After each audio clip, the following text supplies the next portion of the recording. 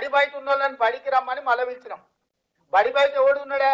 లెక్కలకు రాకుండా చంద్రశేఖరరావు, హరీష్ రావు, తారక రామారావు ఉన్నాడు.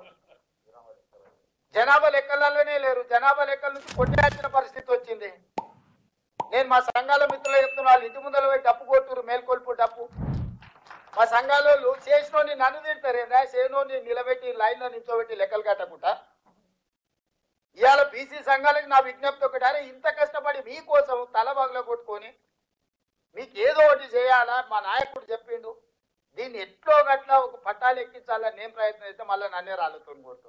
చేయనోడు మంచిగా బాధాప్తే ఫామ్ హౌస్ లో పండుకున్న వాడే మంచోడాడు. తండ్రి చేయడు, కొడుకు చేయడు, అల్లుడు చేయడు, లెక్కలకే రావంటారు, మీరు లెక్కనే లేరంటారు.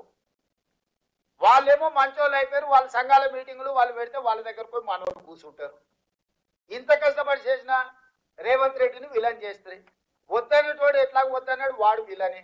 కావాలన్న వాళ్ళకి మీకోసం పనిచేస్తే మీరు కూడా విలన్ గా చూసినాక ఇంకా ఇంకా ఇంకా ఇక ఇక ఇది ఎట్లా ముందర పడుతుంది మీరు చెప్పురు. నాకు నష్టం మీకా నాకా? మరి ఇక మీరు దీన్ని కాపాడుకోకపోతే, మీరు వచ్చి అండగా నిలబడకపోతే, మీరు వచ్చి నా పక్కన నుంచొని మా ముఖ్యమంత్రి మా రేవంత్ రెడ్డి చేసింది 100% కరెక్టా, ఎవరా చెప్పినోడు రా లెక్క చేద్దాం రా, ఏ ఊర్లో ఏ వార్డులో ఏ సందులో తప్పుందో లెక్క చెప్పు, మేము వచ్చి నిలబడతామని మీరు కట్టబట్టుకొని నిలబట్టి సమస్యకు పరిష్కారం దొరుకుతుంది. మీరు చూసి చూడనట్టు మాకెందుకులే అన్నట్టు ఉన్నారంటే ఇది పట్టాలు ఎక్కదు. దీని పట్టాలు ఎక్కించుకొని రైలును పరిగెత్తించి మీరు అనుకున్న గమ్యం చేరాలంటే ఇక మీదే బాధ్యత. నా బాధ్యత అయిపోయింది. అసెంబ్లీ తీర్మానం వలన నువ్వు పార్టీ కార్యకలాపాలకు వ్యతిరేకంగా మాట్లాడుతున్నావు అంటారు. పార్టీ కార్యకలాపాలకు వ్యతిరేకంగా నాకు అర్థం కాదు. అయితే విషయం ఏంటంటే వీళ్ళకి ఏ పాటు తెలుసు అని కాంగ్రెస్ పార్టీ కాన్స్టిట్యూషన్ బుక్ అని ఒకటి ఉంది, అది తెచ్చిన వీళ్ళకి తెలియదన్న విషయం నాకు అప్పుడు అర్థమైంది. ఇలా కనీసం ఈ సోయి కూడా లేదని అప్పుడు అర్థమైంది నాకు. అక్కడ మా పార్టీ నాయకుడు రాహుల్ గాంధీ గారు పార్లమెంట్ లో లేచి ఓబీసీ నాయకులారా మీ జాతరకు అన్యాయం జరుగుతుంది, లేవరు, మీరు లేచి మాట్లాడండి అని ఆయన చెప్తుంటే నేను లేచి మాట్లాడితే వీళ్ళకి ఇబ్బంది, మీకు ఇబ్బంది అయితే నేనేం చేస్తామని దాన్ని. ఇవాళ తెలంగాణ రాష్ట్రంలో బీసీ అనేటువంటి మూవ్మెంట్ ని ఇట్లా ఎన్నో మట్టి పెద్దల మధ్యలో వచ్చి పెకిలించుకుంటూ రావడం జరిగింది. ఇక్కడ ఈ ఉద్యమానికి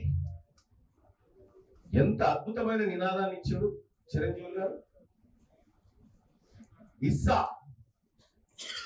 అంటే వాటా కావాలని అడుగుతా ఉన్నాం. తెలంగాణ ఉద్యమానికి నీళ్లు నిధులు నియామకాలు ఎట్లనో ఇవాళ బీసీ ఉద్యమ నినాదాన్ని ఇవాళ కరీంనగర్ నుంచి నానోడి ద్వారా సార్ ఇచ్చినటువంటి అంశాన్ని నానోడి ద్వారా చెప్తా ఉన్నా. ఇస్సా ఇజ్జత్ హుకూమత్. ఇస్సా ఇజ్జత్ హుకూమత్. ఇస్సా అంటే వాటా, ఇజ్జత్ అంటే ఆత్మగౌరవం, హుకూమత్ అంటే అధికారం. ఈ మూడిటి కోసం బీసీలు ఇవాళ కరీంనగర్ లో ఈ హోటల్లో కూర్చొని ఆత్మగౌరవంతో కూర్చున్నాం. ఇక్కడ బాజప్తా కాలు మీద కాలు వేసుకొని ఆత్మగౌరవంతో